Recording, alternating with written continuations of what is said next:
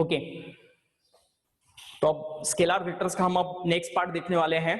तो पिछले वीडियो में मैंने आपको 7 वेक्टर्स के टाइप्स पढ़ाए थे। अब नेक्स्ट टाइप हमें देखना है वेक्टर का 8 टाइप, और वो रहेगा देखो अब ये भी बहुत इंपॉर्टेंट टाइप है, पोलर वेक्टर, और 9th वन रहेगा एक्सियल वेक्टर। थोड़ा कंसेप्ट पार्ट अच्छे से क्लियर कर लो इन दोनों का। ओके, आपको कभी कभी कुछ फिजिकल क्वांटिटीज है ना, तो सिर्फ इतना ही बताकर नहीं खत्म करना है कि ये वेक्टर है। तो वेक्टर को 2 टाइप में हम क्लासिफाई कर सकते हैं और भी। ओके, एक होता है पोलर वेक्टर और दूसरा होता है एक्सियल वेक्टर। तो ये भी आपको पहचानने के लिए आता है कि ये एक्सियल वेक्टर है या फिर पोलर वेक्टर है। तो समझ लो आप पोलर वेक्टर क्या होते हैं। पोलर वेक्टर कुछ ऐसे वेक्टर्स होते हैं जिनको स्टार्टिंग पॉइंट होता है और पॉइंट ऑफ एप्लीकेशन होता है। ऐसे वेक्टर्स को पोलर वेक्टर्स कहा जाता है। जैसे डिस्प्लेसमेंट, ओके, जैसे देखो आपको पता होगा ये हमारा अगर कोऑर्डिनेट एक्सिस है, ओके, तो अगर एक पर्टिकुलर ऑब्जेक्ट एक पॉइंट से अगर स्टार्ट हो रहा है तो हम जल्दी से बता सकते हैं कि उसका डिस्प्लेसमेंट वेक्टर यहां से स्टार्ट होने वाला है और वो जहां पर रुकेगा वहां पर वो खत्म होने वाला है। ओके, डिस्प्लेसमेंट मतलब शॉर्टेस्ट पाथ होता है between initial point and final point. Okay, तो हम इस वेक्टर को स्पेसिफाई कर सकते हैं कि ये 2 पॉइंट्स के बीच में ही होगा। ओके, जैसे x is equal to 1 centimetre से अगर ऑब्जेक्ट अपना मोशन स्टार्ट करता है और x is equal to 4 centimetre पर, ओके, अगर वो अपना मोशन स्टॉप करता है, ओके, तो 1 सेंटीमीटर उसका स्टार्टिंग पॉइंट हुआ और 4 सेंटीमीटर उसका एंड पॉइंट। तो हम बता सकते हैं कि इस वेक्टर का स्टार्टिंग यहां से होगा, ओके, और ये वेक्टर यहां पर एंड होने वाला है। ओके, तो ये हम इजीली बता सकते हैं यहां पर। इस कारण ऐसे वेक्टर्स को कहा जाता है पोलर वेक्टर। द वेक्टर मतलब ऐसे वेक्टर जिनका हम स्टार्टिंग पॉइंट या फिर पॉइंट ऑफ एप्लीकेशन एक्सप्लेन कर सकते हैं, बता सकते हैं, like that vectors are called as polar vectors. Okay, और जिन वेक्टर का स्टार्टिंग पॉइंट हम बता नहीं सकते हैं, ओके, ये अलोंग द एक्सिस डायरेक्टेड होते हैं, ऐसे वेक्टर्स को हम एक्सियल वेक्टर कहते हैं। जिसका एक बेस्ट एग्जांपल है एंगुलर डिस्प्लेसमेंट, जो आपको हुआ नहीं अभी, आगे आपको डेफिनेटली ये टॉपिक आएगा। अगर कोई ऑब्जेक्ट एंटी क्लॉकवाइज मोशन करता है, if object perform the motion in anti-clockwise sense, then the angular displacement is lies in upward direction from the center. The direction of angular displacement is given by using right hand thumb rule. Okay, ये right hand thumb rule आपने 10th standard में भी use किया होगा। If our curved fingers, लेकिन यहाँ पर थोड़े अलग रीजन के लिए यूज करना है। 10th स्टैंडर्ड में आपने करंट का डायरेक्शन स्पेसिफाई करने के लिए, मतलब मैग्नेटिक फील्ड का direction along straight conductor specify करने के लिए आपने ये रूल इस्तेमाल किया था। यहाँ पर हमें एंगुलर डिस्प्लेसमेंट का डायरेक्शन एक्सप्लेन करने के लिए यूज करना है। If our curved fingers denotes the sense of motion, sense of circular motion, okay, perform by the object, then angular displacement is directed and it denoted by the thumb. Okay, मतलब अगर curved fingers हमारे motion का sense indicate कर रहे हैं, तो thumb क्या indicate करता है? Direction of angular displacement. Okay, जब मैं आपको सर्कुलर मोशन ये टॉपिक पढ़ाऊंगा तो दोबारा मैं आपको ये बताने वाला हूं। जस्ट हमें एक्सियल वेक्टर का कांसेप्ट यहां पर लगने वाला है, इस कारण मैंने आपको ये बिट बताया। तो एक्सियल वेक्टर याद रखना सेंटर से ऊपर की ओर रहेगा, मतलब इस एग्जांपल में, और ये कहां पर डायरेक्टेड होता है? Along the axis. ओके, तो इस वेक्टर का स्टार्टिंग पॉइंट भी हम नहीं बता सकते, ये अलोंग द एक्सिस होता है, कहीं पर भी ये स्टार्ट हो सकता है, कहीं पर भी एंड हो सकता है, मतलब इसका स्टार्टिंग पॉइंट हम एक्सप्लेन नहीं कर सकते। That type of vector are called as axial vector, or the vector which directed along the axis is called as axial vector. Okay, so this is the difference between polar vector and axial vector. Polar vector का example हुआ हमारा normal displacement. Okay, इस displacement को ना linear displacement कहा जाता है क्योंकि ये straight line में होता है, और ये जो displacement है इसे angular displacement कहा जाता है। ओके, सेंटर के ऊपर रहेगा ये, this theta is called as angular displacement. Okay,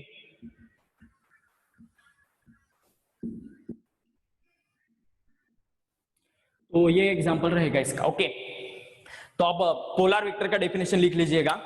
right the definition of polar vector. The vector which having some starting point, the vector which having some starting point और point of application, the vector which having some starting point और point of application is called as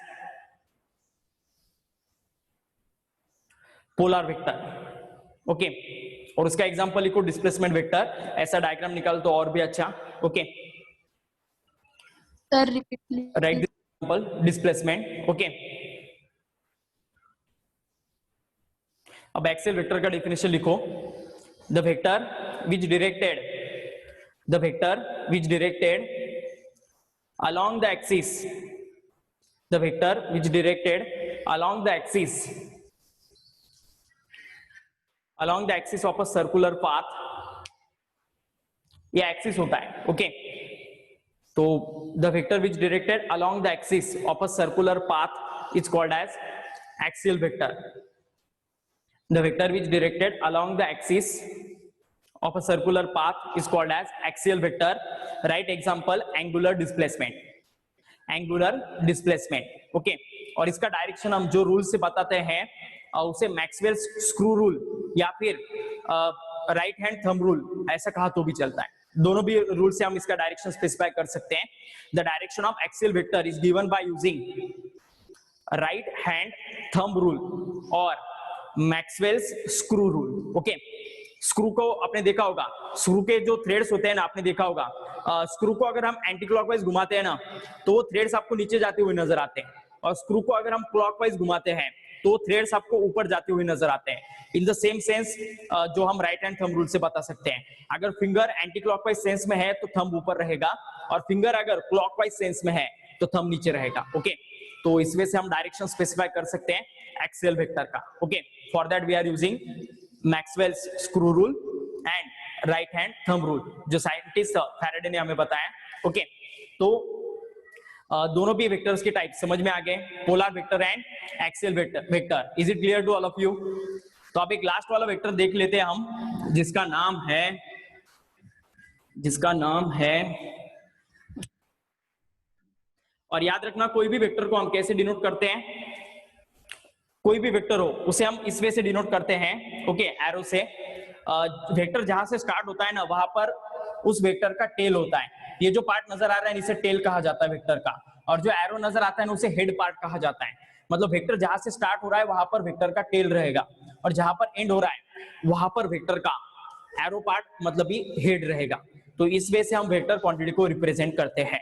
okay, या फिर अगर symbolically represent करना है आपको तो कुछ नाम देना है उस वेक्टर को ABCD। ओके, और उसके ऊपर आपको एरो देना है, तो इस वजह से हम वेक्टर क्वांटिटीज को रिप्रेजेंट करते हैं।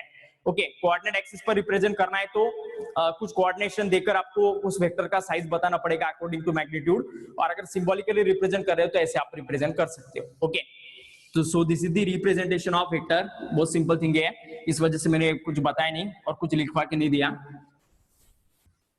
तो अब वेक्टर का 10th टाइप हम देखने वाले हैं।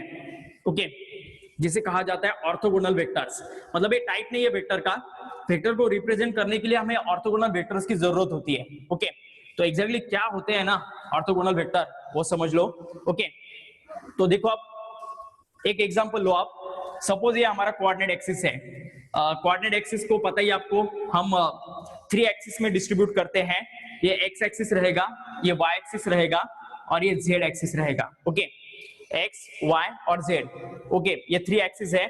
आपको पता होगा ये तीनों भी एक्सिस एक दूसरे को म्यूचुअली परपेंडिकुलर होते हैं। ओके, जैसे मेरे फिंगर्स है, लेकिन हम डायग्रामेटिकली नहीं शो कर सकते, इस वाइज में ऐसे शो कर रहा हूं। ओके, तो आप देखो सपोज एक पॉइंट हम ड्रॉ करते हैं। ओके, एक पॉइंट है यहाँ पर जिसका कोऑर्डिनेट 2,3 है, मतलब वो एक्स, उसका एक्स कोऑर्डिनेट 2 है और वाई कोऑर्डिनेट 3 है। ओके, तो आपको पता होगा ये 1 2 3। ओके, वाई एक्सिस का, और एक्स एक्सिस का 1 और 2।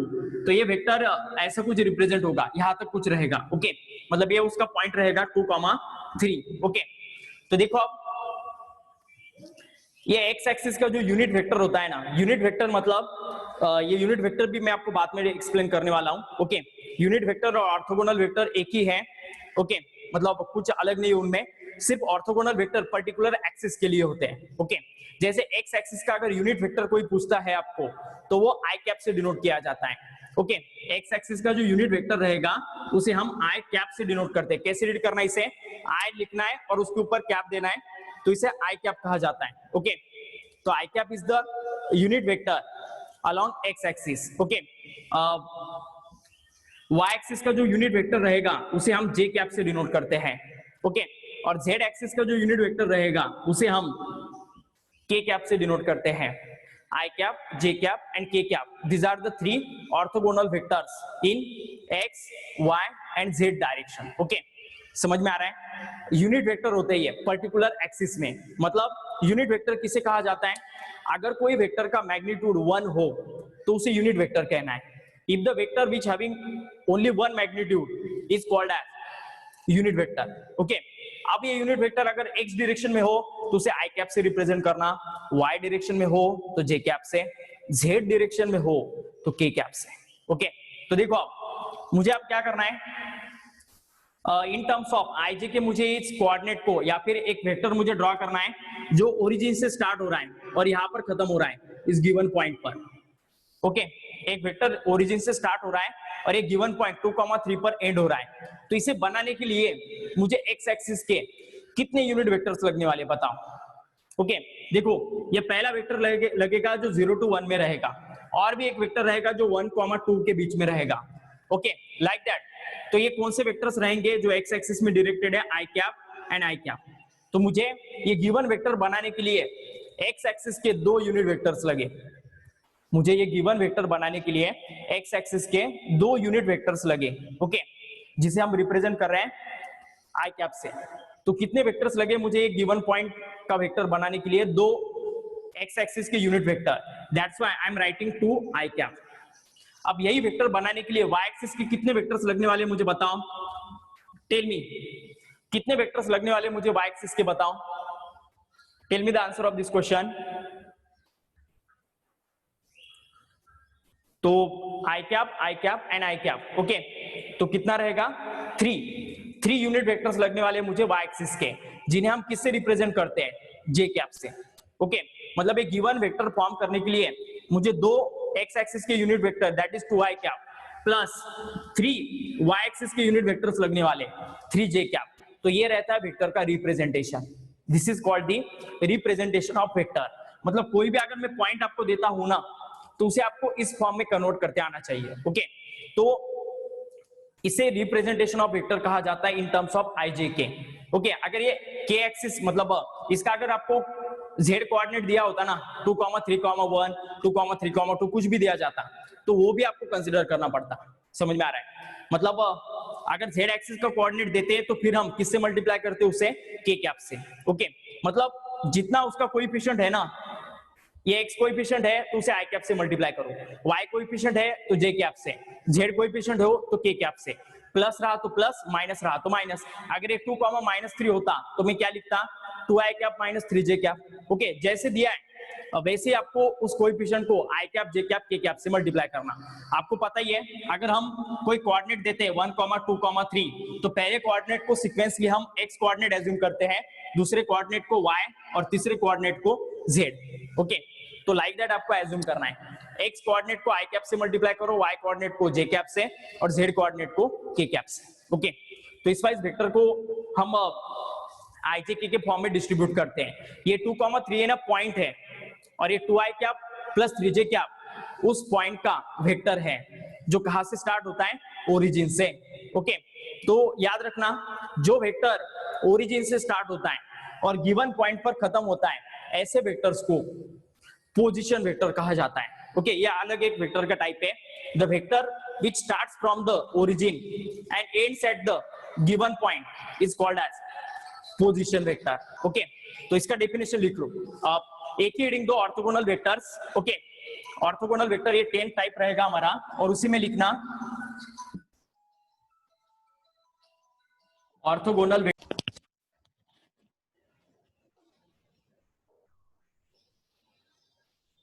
Screen is not visible. ठीक है, अभी दिखाई देगा, 2 मिनट रुको, just wait for 2 minutes,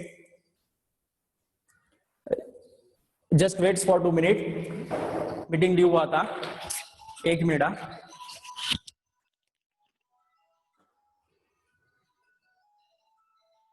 hello hello, हाँ नमस्कार, हाँ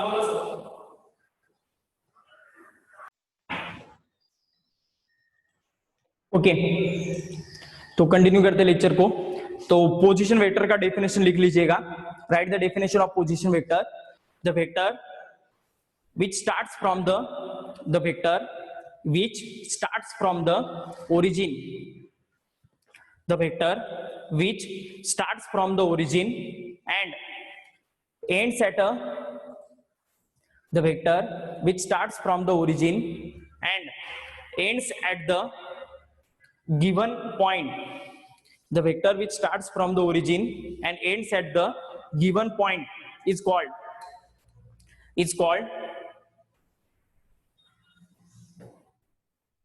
position vector, it's called position vector. ये डायग्राम लिख लीजिएगा, जैसे मैंने लिखा है वैसा एज इट इज लिखो, और इस वेक्टर को कुछ नाम दे देते हैं हम, जैसे स्मॉल ए। तो ये स्मॉल ए जो वेक्टर रहेगा, ओके, जिसका representation 2i cap plus 3j cap है, तो इस स्मॉल ए को हम पोजीशन वेक्टर कह सकते हैं। Okay, so this is called the position vector. Okay, क्योंकि ये कहां से स्टार्ट हो रहा है, ओरिजिन से। ओके, सभी वेक्टर को पोजीशन वेक्टर नहीं कह सकते हम। ओके, जो वेक्टर सिर्फ ओरिजिन से स्टार्ट होता है और मतलब उसका टेल पार्ट आपको ओरिजिन पर चाहिए, ऐसे वेक्टर को आप पोजीशन वेक्टर कह सकते हो। ओके, तो ये रहेगा पोजीशन वेक्टर। ओके, और फिर ये एक्स वाई और जेड एक्सिस के आई कैप जे कैप और के कैप को हम क्या कह सकते हैं, orthogonal vector in the direction of X Y and Z axis. Okay, अब इसके बाद सब हेडिंग दो, ऑर्थोगोनल वेक्टर्स में ही सब हेडिंग दो, यूनिट वेक्टर, ऑर्थोगोनल वेक्टर्स में ही सब हेडिंग दो, यूनिट वेक्टर। ओके, और यूनिट वेक्टर का डेफिनेशन लिख लीजिएगा। यूनिट वेक्टर का डेफिनेशन लिख लो, the vector which having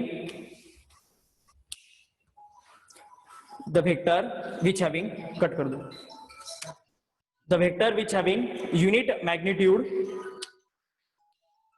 in a particular direction, the vector which having unit magnitude in a particular direction is called, the vector which having unit magnitude in a particular direction is called unit vector, it's called unit vector।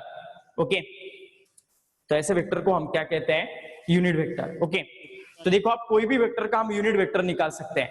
Okay, जैसे ये A vector है, तो इसका unit vector भी हम cap से denote करेंगे। Okay, suppose this is the vector ए।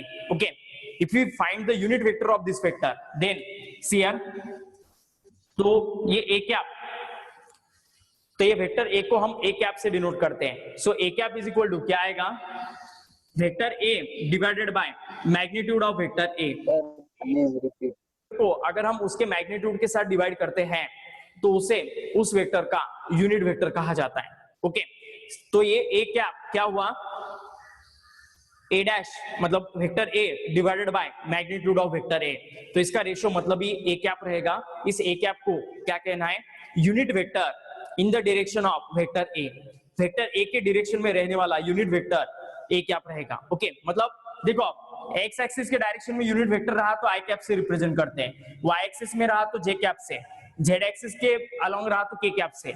लेकिन अगर ये पर्टिकुलर डायरेक्शन में अगर यूनिट वेक्टर चाहिए हमें, जो ये वेक्टर का डायरेक्शन है उस डायरेक्शन में अगर वेक्टर चाहिए हमें, तो ये वेक्टर का जो यूनिट वेक्टर रहेगा वो हम इस फॉर्मूले से निकाल सकते हैं। ओके, कभी भी अगर एक कैप आया वेक्टर पर, ओके, या फिर कोई भी वेक्टर के ऊपर कैप आया तो समझ लेना वो यूनिट वेक्टर है। ये यूनिट वेक्टर को रिप्रेजेंट करने का तरीका है और उसे निकालने का ये फॉर्मूला रहेगा। ओके, तो अब इसी वेक्टर का मैं आपको यूनिट वेक्टर निकाल के दिखाता हूं। तो देखो अब आपको यूनिट वेक्टर निकालना है ना, तो उसके लिए उस वेक्टर को एज इट इज लिखना पड़ेगा।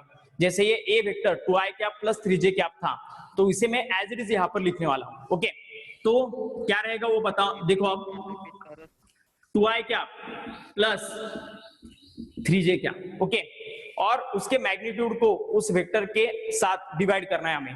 तो मैग्नीट्यूड ऑफ वेक्टर ए कैसे निकाला जाता है, देखो अब ये वेक्टर ए है तो इसका मैग्नीट्यूड हम कैसे निकालने वाले हैं, अंडर रूट में उसके कोएफिशिएंट का स्क्वायर का एडिशन करना। ओके, अंडर रूट में उसके कोएफिशिएंट के स्क्वायर का एडिशन करना, तो क्या आएगा फिर under root 2 square, under root 2 square plus 3 square. Okay, तो अंडर रूट 2 स्क्वायर कितना रहेगा 4 और अंडर रूट 3 स्क्वायर कितना रहेगा 9, तो इसका आंसर आएगा स्क्वायर रूट ऑफ 13। ओके, तो square root of 13 is the magnitude of this vector A, तो उसके मैग्नीट्यूड को डिवाइड कर देना, so this is called the unit vector. Okay, तो ये यूनिट वेक्टर रहेगा हमारे गिवन वेक्टर का, वेक्टर ए का। ओके, याद रखना कोई भी वेक्टर का जो यूनिट वेक्टर रहता है वो उस वेक्टर को पैरेलल रहता है, ये बहुत कंसेप्चुअल पॉइंट है, इसे याद रखिएगा। कोई भी वेक्टर जो रहेगा ओके, उसका जो यूनिट वेक्टर है वो उस वेक्टर का पैरेलल वेक्टर होता है, मतलब यूनिट वेक्टर और वो गिवन वेक्टर एक दूसरे को हमेशा पैरेलल रहने वाले हैं। ओके, तो ये भी पॉइंट लिख लो। आई थिंक आपने यूनिट वेक्टर का डेफिनेशन लिखा है, उसके नीचे ये एग्जांपल देना है आपको जो मैंने यहाँ पर लिखा है, और इसके बाद आपको वो पॉइंट लिख लेना है जो मैंने आपको बताया। The unit vector of a given vector, the unit vector of a given vector is, the unit vector of a given vector is, the unit vector of a given vector is parallel to the given vector, the unit vector of a given vector is parallel to the given vector। Okay, इसका use हमें numerical solve करते वक्त लगने वाला है, और ये example भी लिख लो आप। ओके, ये वेक्टर ए, ओके, ये उसका मैग्नीट्यूड, और इन दोनों का डिवीजन किया तो फिर आपको ए कैप मिलेगा, that is called the unit vector. तो ये यूनिट वेक्टर निकालने का प्रोसीजर है। ओके, तो यहाँ पर हमें हमारे सभी वेक्टर के टाइप्स खत्म हो जाते हैं, position vector, unit vector, orthogonal vector. Okay, तो नियर बाय 10 टाइप्स मैंने आपको पढ़ाया वेक्टर्स के, तो सभी को अच्छे से याद रखिएगा। ओके, और इसके ऊपर आज के कुछ टास्क के क्वेश्चंस लेते हैं हम। ओके, तो आपको कोई भी अगर पॉइंट दिया जाए ओके, तो उसे आपको पहले तो वेक्टर में कन्वर्ट करते आना चाहिए। कौन सा वेक्टर?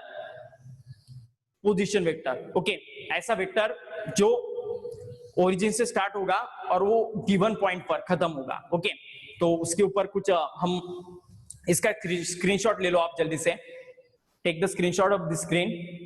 ओके, यूनिट वेक्टर का डेफिनेशन रिपीट करना है, ठीक है। The vector which having unit magnitude, the vector which having unit magnitude in a particular direction, the vector which having unit magnitude in a particular direction is called unit vector। okay, तो ये example भी लिख लो। Okay, आपने I think screenshot लिया होगा। तो अभी मैं इसके ऊपर क्वेश्चंस कैसे आते हैं, किस पैटर्न के आते हैं वो देखते हैं हम। Okay,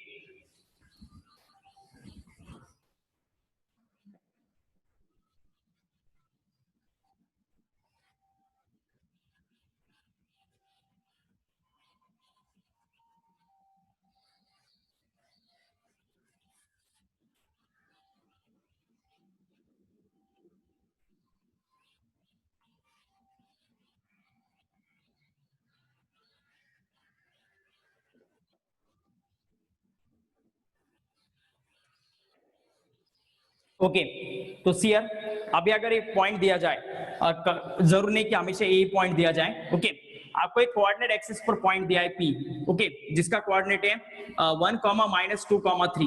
okay, coordinate of point P is given 1, -2, 3। Okay, अब इसका पोजीशन वेक्टर निकालो। ओके, तो ये पॉइंट P है, किसी भी वेक्टर का जो पोजीशन वेक्टर होता है ना, उसे कन्वेंशनली ऐसे डिनोट किया जाता है OP डैश।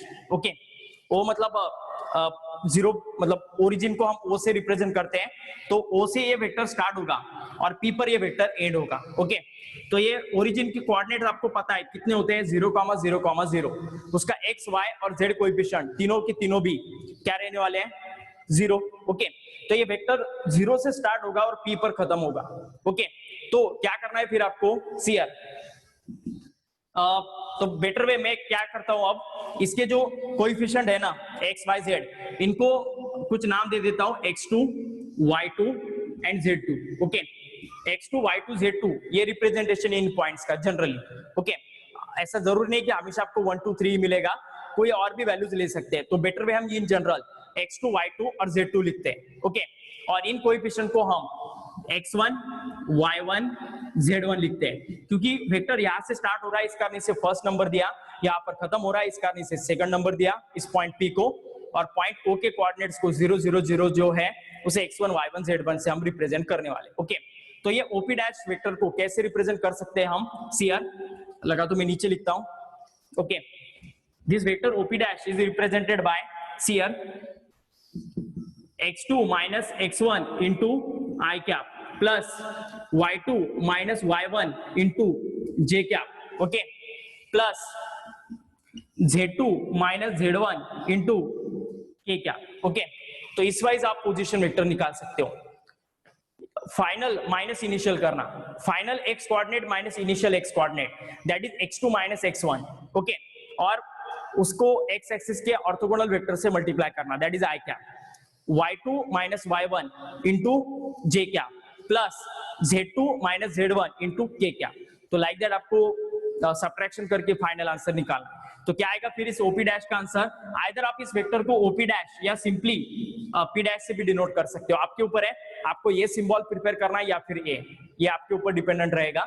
ओके, तो ये P डैश मतलब ये OP dash is equal to क्या रहेगा, x2 minus x1 into I cap plus y2 minus y1 into j cap plus z2 minus z1 into के कैप। तो वैल्यूज पुट करते हैं, x2 का वैल्यू 1 है तो 1 माइनस 0 इंटू आई कैप प्लस कितना रहेगा फिर आप देखो -2 माइनस 0 इंटू जे कैप प्लस 3 माइनस 0 इंटू के कैप। तो फाइनल आंसर आएगा इस क्वेश्चन का, देखो 1 माइनस 0 मतलब 1 into I cap that is I cap, so I cap minus 2 into j cap that is minus 2j cap plus 3 k cap, okay। तो इस wise ये वेक्टर का रिप्रेजेंटेशन रहेगा, okay, I cap minus 2j cap plus 3k cap, okay, so this is the final answer, okay।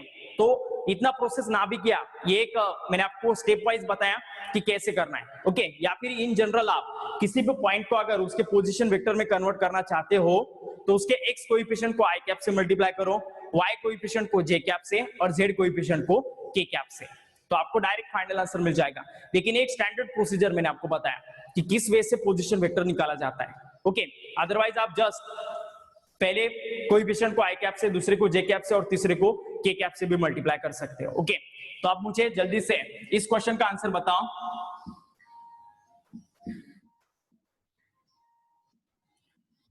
तो इस point को आप मुझे उसके पोजीशन वेक्टर में कन्वर्ट करके बताओ, ओके। जल्दी से चैट बॉक्स में कमेंट करके बताओ। अगर आपको कैप मतलब आपके कीबोर्ड में टाइप नहीं होता है तो जस्ट आई जे के इतना यूज किया तो भी चलेगा।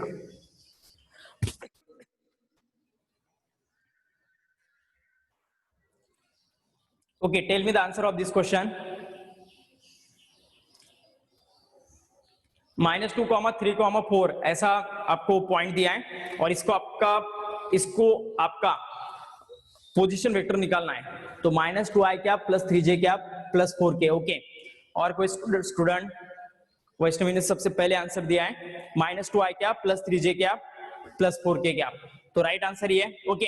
ये माइनस है तो माइनस ही रहेगा वेक्टर में, तो पहले वेक्टर को आई कैप से मल्टीप्लाई करने वाले हैं हम, -2 आई cap plus 3j cap plus 4k cap, तो ये रहेगा फाइनल आंसर, ओके। बहुत सारे बच्चों ने आंसर दिया है और सभी का करेक्ट है।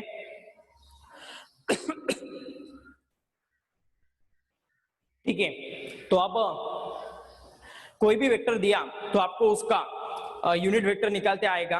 कभी कभी क्या होता है वेक्टर मिसिंग होता है, ओके, मतलब आपको ऐसा दिया जाता है 2, 0, 1, ओके। तो लाइक दैट इसका जो y कोएफिशिएंट है ना वो 0 होता है, याद रखना। तो उसे लिखने की कोई भी जरूरत नहीं है, 0 j कैप नहीं लिखा जाता है, ओके।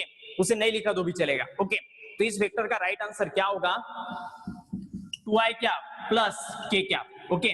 क्योंकि इसका बीच वाला कोएफिशिएंट वैकेंट है, 0 है, इस कारण 0 j कैप लिखने की जरूरत नहीं, just 2i cap plus k cap लिख दो, ओके। तो आप मुझे इस क्वेश्चन का आंसर बताइएगा जल्दी से।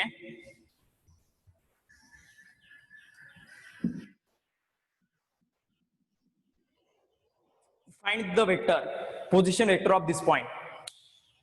तो इस पॉइंट का पोजीशन वेक्टर निकालो। Find the answer of this question और बताओ मुझे जल्दी से।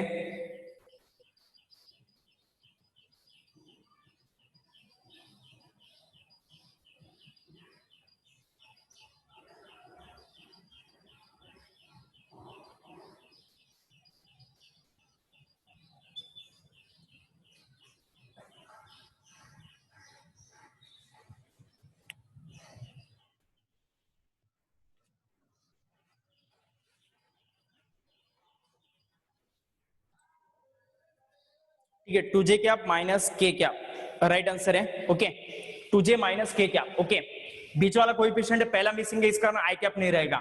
सो 2j cap okay minus k cap, तो ये रहेगा फाइनल आंसर। ओके, तो मीटिंग का टाइम खत्म होने को आ गया है। तो इस वीडियो में मैंने आपको 2-3 टाइप जो रिमेनिंग थे वेक्टर्स के वो पढ़ाए, और उसके बाद पोजीशन वेक्टर, ऑर्थोगोनल वेक्टर और यूनिट वेक्टर्स कैसे निकाला जाता है इसके ऊपर मैंने आपको एक्सप्लेन किया। ओके, और कुछ शॉर्ट क्वेश्चन बताएं। तो अभी तक आप इस लेवल तक आ गए हो कि आपको कोई भी पॉइंट दिया तो आपको उसमें आप वेक्टर में कन्वर्ट करते आ गया है। ओके, तो इसके अगले वीडियो में मैं आपको रिजल्टेंट ऑफ 2 वेक्टर्स ओके उसका मैग्नीट्यूड और उसका डायरेक्शन कैसे निकाला जाता है उसका हम डेरिवेशन लेने वाले हैं, और उसके अगले वीडियो में उसके ऊपर न्यूमेरिकल्स या फिर जितना भी पार्ट हुआ है अभी तक उतने सभी बिट्स पर मैं कुछ ना कुछ सम्स आपके लेने वाला हूं। ओके, तो आज यही स्टॉप करते हैं, नेक्स्ट लेक्चर रिमेनिंग पार्ट लेते हैं।